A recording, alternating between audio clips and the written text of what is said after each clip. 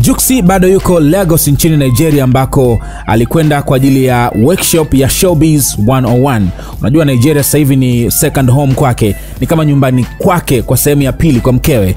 Na mapokezi ambayo Juksi ameyapata, nadhani umeshaona story kadhaa hapa SNS, ni mapokezi makubwa sana kiukweli. Wa Nigeria wanamuonyesha love kubwa sana Juma Jux na wamemchukua ama wamembeba kama mtu wa kwao.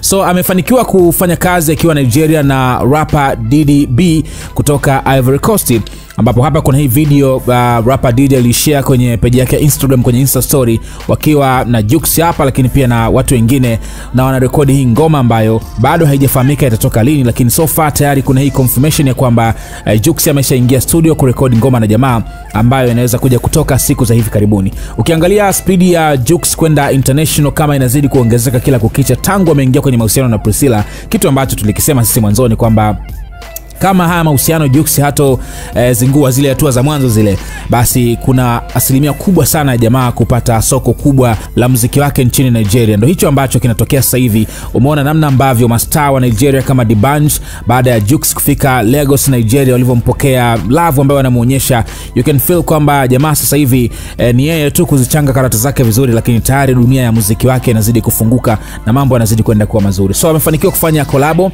na rapper Diddy B wa Ivory Coast, na nafikiri ikitoka itakuwa ni miongoni mwa ngoma kali. Nimesikia tu kionjo hiki namna ambavyo walikuwa studio kurekodi ngoma. Nitakuachia hapa usikilize vibe hii ambayo walikuwa nayo wakati wana record hii ngoma.